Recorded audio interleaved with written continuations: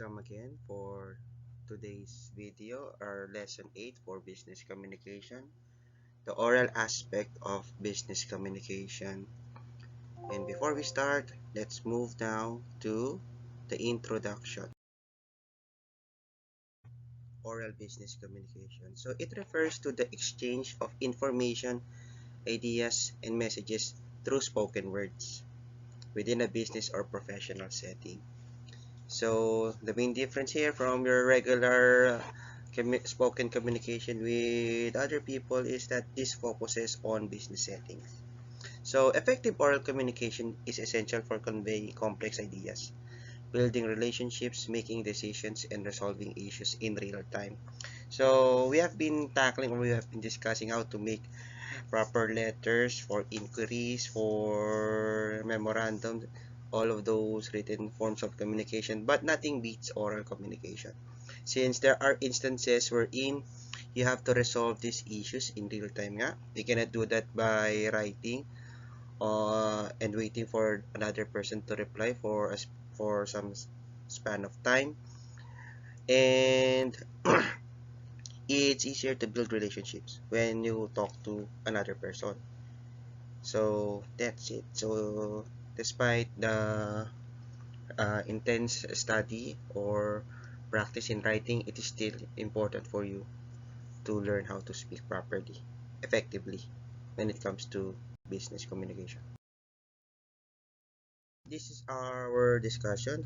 It will focus on types of meetings, the minutes of meeting, the interview, and the phone call. Up, let's have the formal meeting. So these are scheduled meetings with predetermined agenda, participants, and objectives. So examples include board meetings, departmental meetings, and project meetings. So a formal meeting is held or it is announced ahead of time to ensure that all the important members of the people involved in the meeting are there. So for example, for board meetings, a president or a CEO cannot just suddenly tell everyone that we will have a board meeting, because all board members have specific or have different tasks and they are not exactly at the company all the time or at that same day. So when it comes to decisions that are of big matters to the company, a well-scheduled formal meeting should be held, and it should be given ahead of time with enough time span for them to confirm or not. Okay, so departmental meetings, it depends on your department that you handle, and project meetings. The informal meeting, so the opposite of the formal one, spontaneous or ad hoc meetings that occur without prior planning or agenda, sometimes on the spot, or you're only given a limited amount of time to prepare for it. So examples include brainstorming sessions. So when you're given an activity by your professor or your teacher and you are suddenly grouped with group mates that you are not that you are not fond with, or you are not used to work with, so but still you have to do that. So you need to have this brainstorming session immediately. Impromptu discussions, coffee chats. So there is a necessity to conduct the meeting immediately. That's why we have these informal meetings. Okay, so I already gave for the school setting, but as HR or human resource personnel of a company in the future, there would be instances like this. Example, two of your employees are having a quarrel, and you are there at that exact scenario. You have to conduct the meeting on the spot, or it depends on the availability. But there are meetings that you need to conduct immediately. Advent of technology, the usage of technology in business. We have these virtual meetings now. So as you have experienced for like last 2 years or 4 years ago, with the use of, because of the pandemic, you have had lessons conducted to you online through virtual meetings, so conducted remotely via video conferencing tools or teleconferencing. In the examples are Zoom, you are aware of, Google Meet, etc. To facilitate collaboration among geographically dispersed teams. So there is a need for collaboration between this group of people, but since they are not available or there are restrictions in being able to meet face to face, so you have these virtual meetings.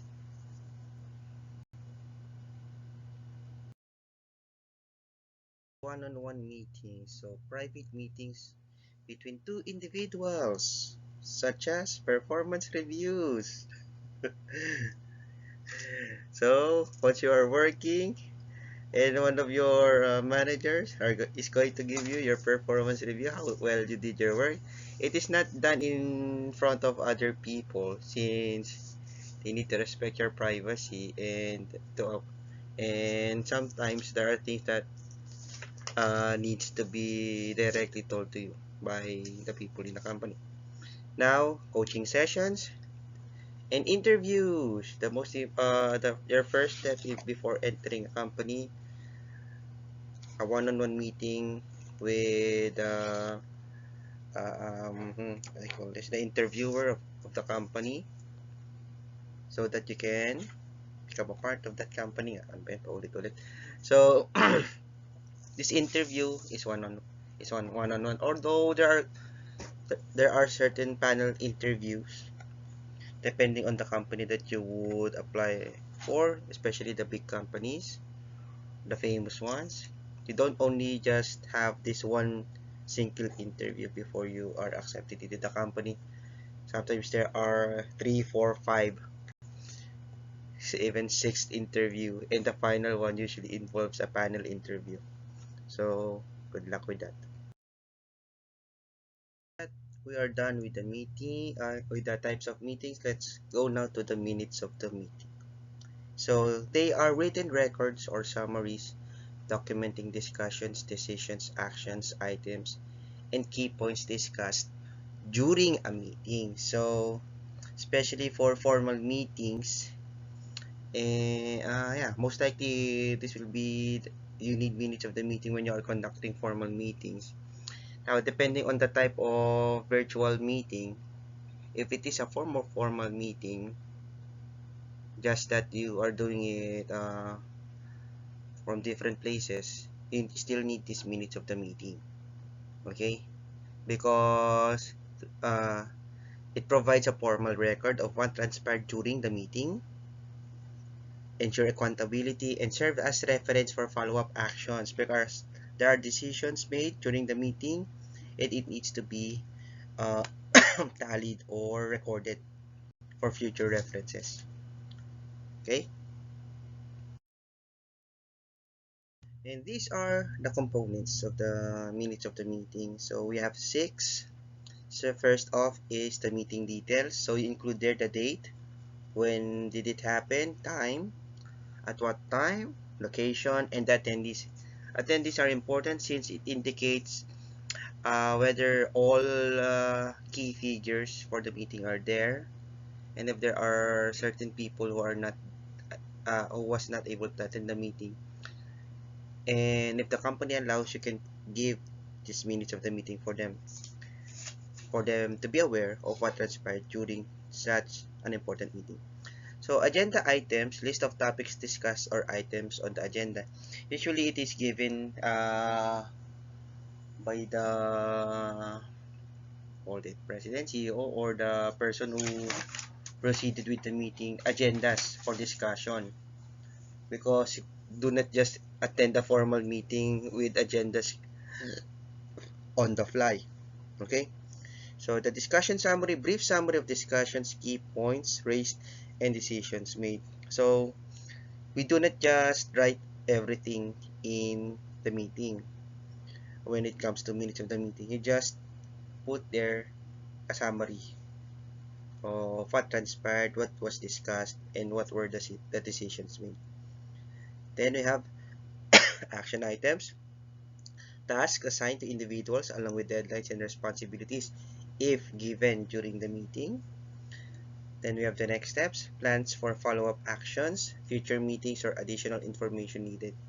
So whether the meeting transpired and there was not enough time to finish the agenda, or some clarifications that needs to be done, so you include there in your minutes of the meeting. Then finally, excuse me, the signatures. So the signatures of the meeting chairperson and the attendees to validate the accuracy of the minutes.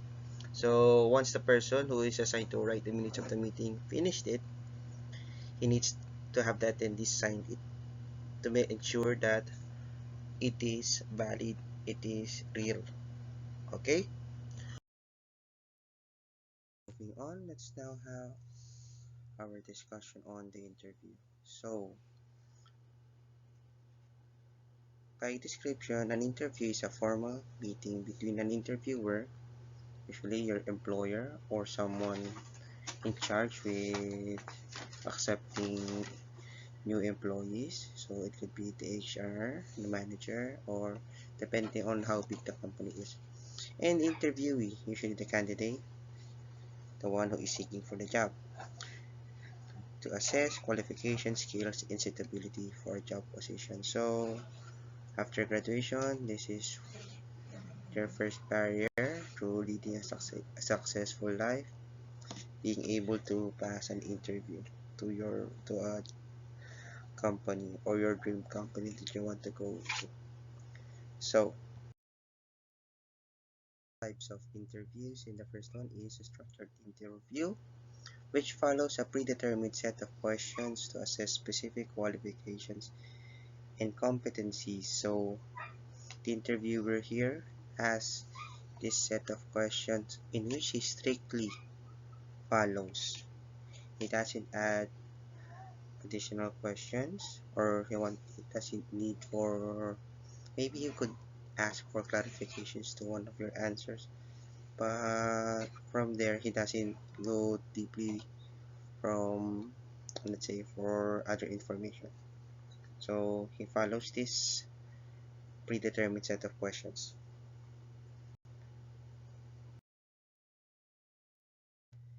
Then we have the unstructured one, the opposite of the structured interview.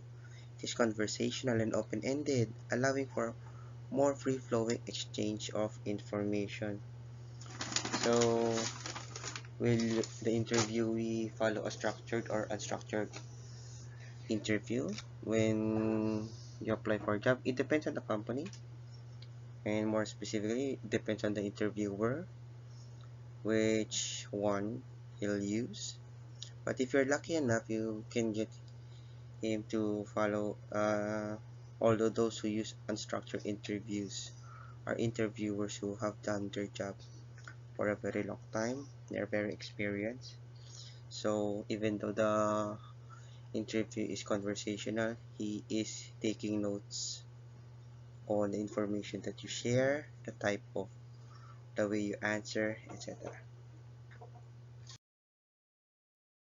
Is behavioral interview, which focuses on past behavior and experiences to predict future performance in similar situations. So,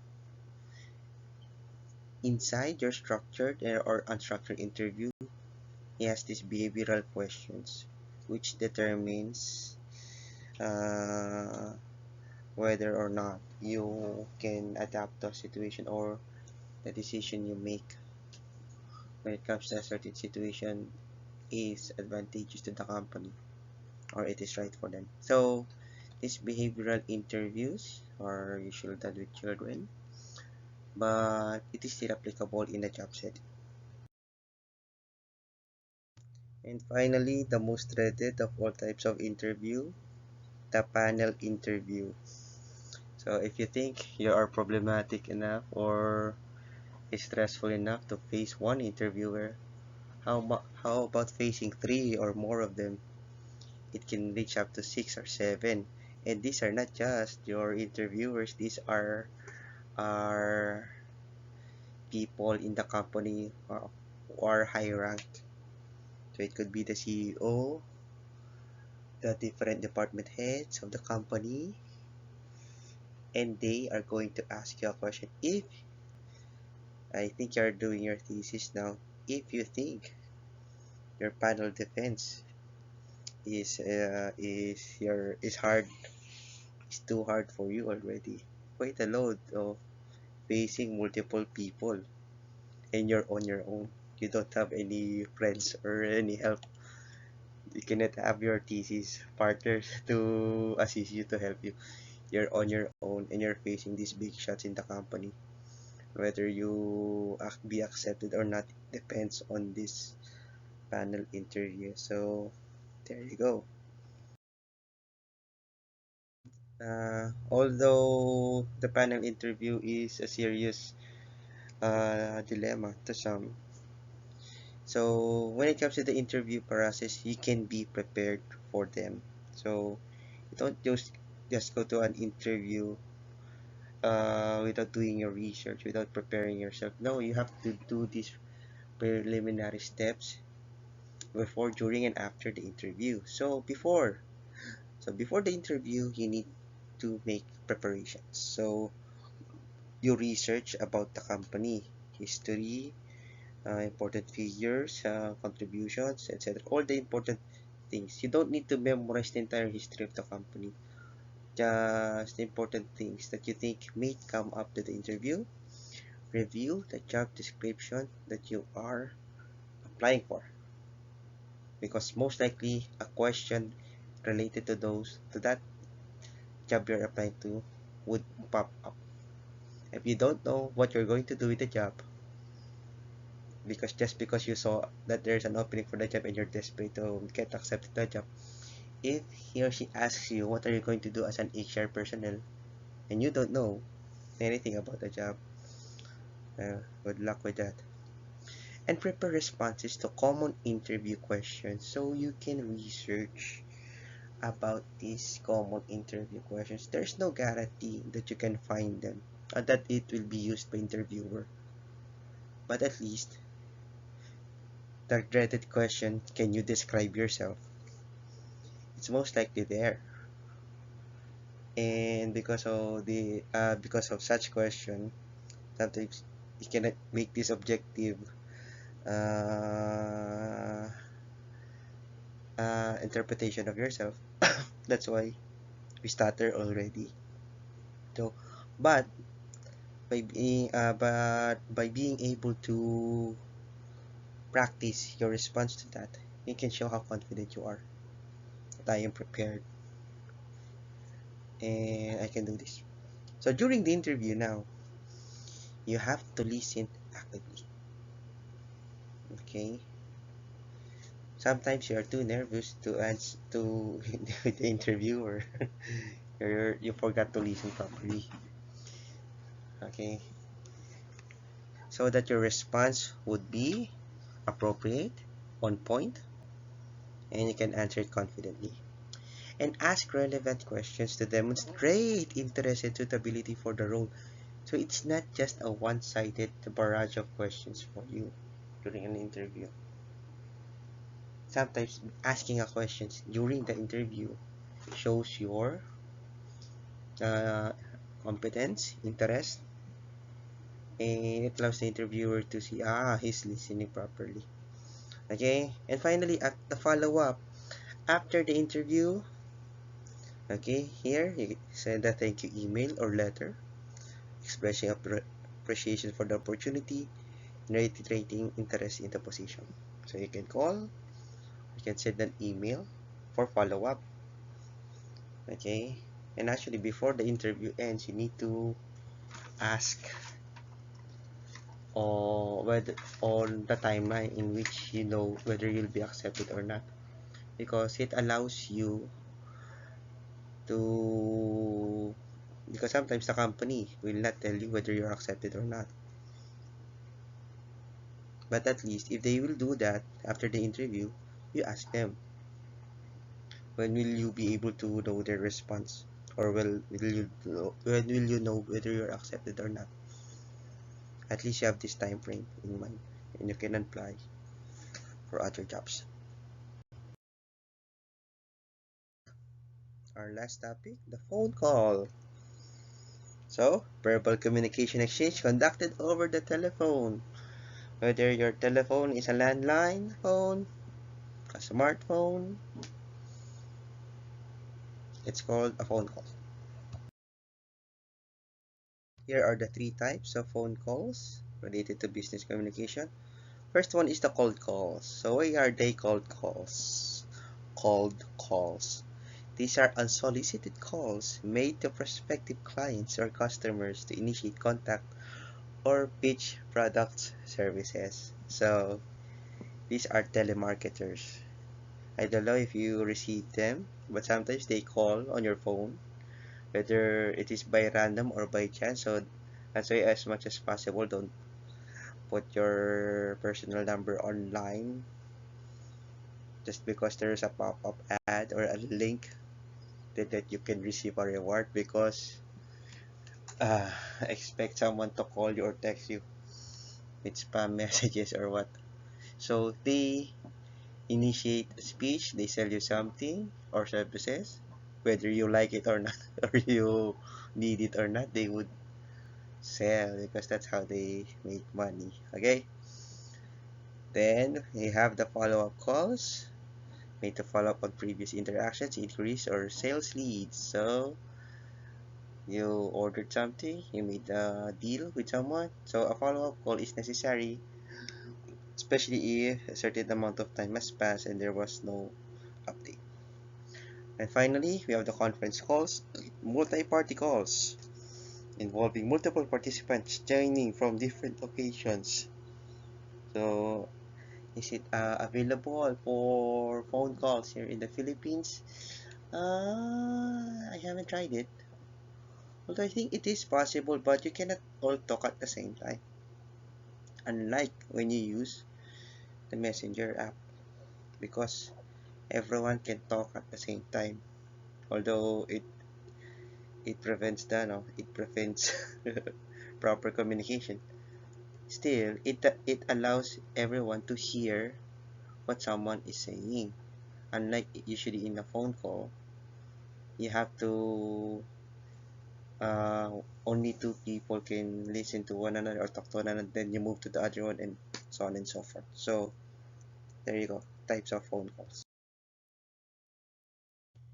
And just like in any form of interaction with other people in business, a phone call needs to have phone etiquette as well. So first, professional greeting. Always start your call with a proper greeting, stating the name and company.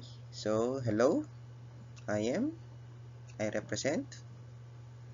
So there, introduce yourself first, because yeah, you don't really talk to someone without knowing who they are and what they represent, even in calls. So active listening, listen attentively to the caller, so you don't interrupt them, unnecessary interruptions, and provide appropriate responses to them. Okay, show interest to uh, their calls. Clarity and courtesy, speak clearly, politely, and professionally. Avoid slang or jargons that they may not be aware of. Effective communication involves clearly conveying a message, provide necessary information, and confirm understanding before ending the call. So, before the call ends, it is necessary for you to bring up the important points of the call again. So, it serves as a clarification, it serves that you're listening to the person really well, and if there are any misinformation or misunderstanding that you thought of, at least it would be clarified when you reiterate the information that he has said. And follow up, if necessary, follow up with a confirmation email summarizing key points discussed during the call, if necessary. Okay? The oral aspects of business communication plays a crucial role, conveying information, building relationships, and achieving business objectives. Being able to speak well, mastering the language, whether it is English or Taglish or depending what the company uses, enables you to be an important factor or important part of the company. So you can expect that you will be successful. Now, when it comes to speaking, right now, third year students, use every opportunity that you have to improve your speaking skills. Because once you graduate, the skill that you have, whether it is premature or not, is what you will bring to the table when you go to the interview of a company that you are applying for. So, all the opportunities that you have, that the reportings that you are required, those are opportunities to improve your communication skills, your verbal and oral communication skills. So, understanding the different types of meetings, minutes, interview techniques, and phone call etiquettes empowers individuals to communicate effectively, because knowing these things gives you the confidence that you are doing the right thing when you are in these situations. So, the individuals to communicate effectively and professionally in various business situations. And that's it for our discussion on lesson 8. Thank you very much and see you on the next lesson. Goodbye.